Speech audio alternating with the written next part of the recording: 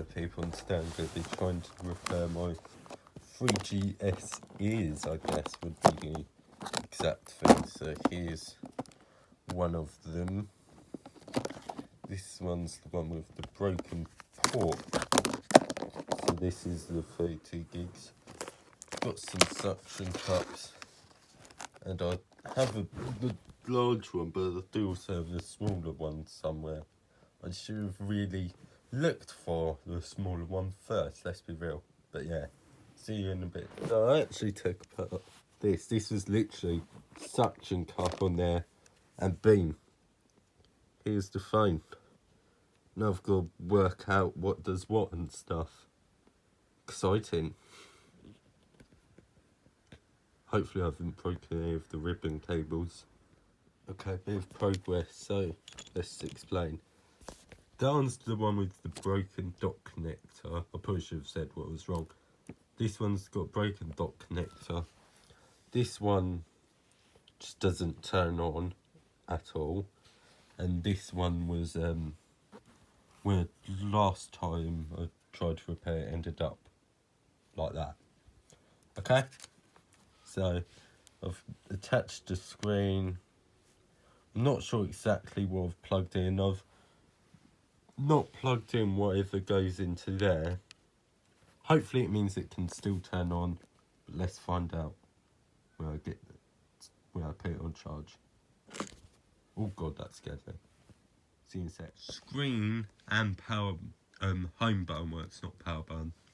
Power button's a bit dodgy on here. But I mean, look at this. This is so this. By the way, I should probably say this iPhone's the most significant iPhone, I'd say. Because this was literally my first iPhone experience. My mum got this back in what appears to be December 2011. So, you know, only 11 years ago. And yeah, this is how I got into things. So this was like my mum's first smartphone. She's basically always been iPhone since then. But yeah, it's 32 gigs, iPhone 3GS. I love the 3GS. It's probably one of my favourite iPhones. Well, I like all of the S iPhones really. Only one that I don't really like that much as an S is the 5S. Only really added Touch ID. I mean, the 5 wasn't particularly great apart from Slate and the taller screen, if I'm being honest. It was already, like the 4S was already like really good. And I don't really see much going on with that. But, and then the 5S literally just like added Touch ID and 64-bit. Which ultimately didn't really matter that much. It still had, 1 gig of RAM, all of that. And I think it was the first iPhone with 128. I'm pretty sure it was. Must have been, but either that or the 6, essentially. So yeah, see when hopefully this powers up and works. Here we go. Let's go. Screen looks perfectly fine. It's just the brightness on here. So that like sort of glowing thing is just part of the recording. It looks perfectly fine, this screen. So it's a bit slow though. Can I agree on that? Let's wait for it. Eventually.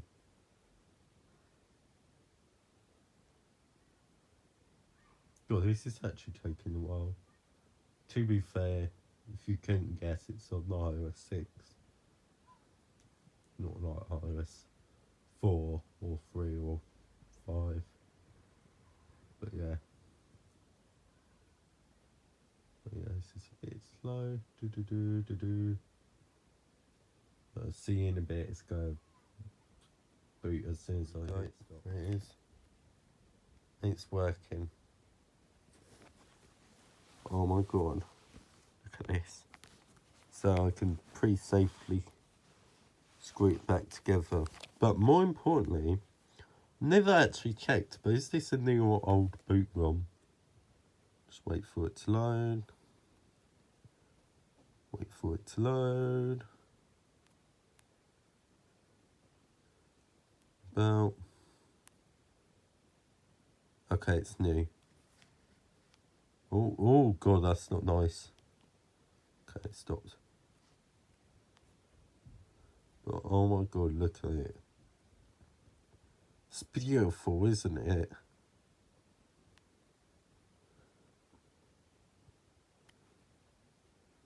How many apps do I have on here? I should have looked. 89, god, that's nothing. But yeah, I've not used this iPhone since September. Oh my god. Do on YouTube, Spotify. Sadly, that won't work anymore. Oh, I think I've got Asphalt 8 on here. It shouldn't be on here, it's incompatible. But yeah, look at that. Asphalt 8. On the iPhone 3GS. It's like that technically shouldn't happen, but I mean, it can. Well, say that, it's, you know, iOS 5 or later, I need to turn off internet, which I might not have done. But it did work, okay? But yeah. So of course I'm going to screw this together. It's a bit slow, let's be real. But yeah, you know what, don't bother with that. But yeah, it works. Now I've got to do stuff to it. Install WeatherX, you know. That'd probably be a good idea. Oh, I want to check if it's got any weather saved. Weather data. Save stocks. Nope. Stocks.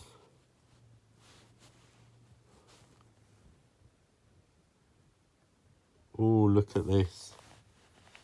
When was this?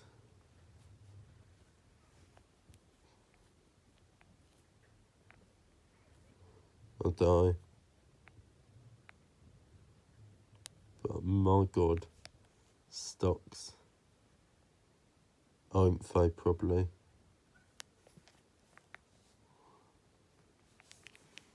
I don't know. But I've got a fully working 3GS again. I say fully. Power button's still dodgy. It does sometimes work, I'm pretty sure. Okay, maybe not. But yeah. So I've got at least a working iOS 6 3GS. So let's sort of move on to the iPhone other 3GS, my 4.1. Which I'm going to downgrade to iOS 3.1.3. See you in a bit. By the way, I've got the dock connector out. There's the iPhone. There's the dock connector. This is what I need to put it in. Oh, I accidentally dropped the screw. I'll see it, don't worry.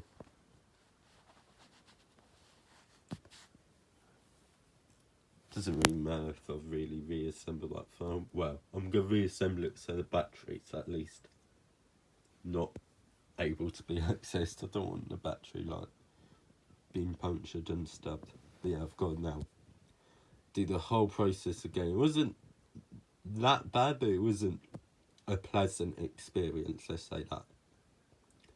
See you in a bit. Okay, so I've done a bit of a mistake. So the thing that I didn't plug in wasn't the earpiece. It wasn't like the tile ambient light sense. It was actually a power balance. So now, essentially, I can't turn the screen off at all on this thing. So I'm literally just going to have to wait for it to run out of battery and try and plug in the power bank. Because this is on iOS 4. I mean, I could update it, I mean, yes, but that'd probably be more time consuming. Thankfully, this is on iOS 6, so therefore you have assistive touch. I did that wrong. Okay, so the power button in here works. If I press, it's a bit hard because it's been blocked. If I press, beam, beam, you know, this one's still broken, so I'm going to try and extract the power button from the other iPhone. And yeah, see you in a bit. Okay, so I didn't actually replace the power button because it required the battery. I just didn't want to do it. However, I'm going to leave it here today. Thank you for watching. Goodbye. Part 2 will literally probably be tomorrow. Goodbye. Bye.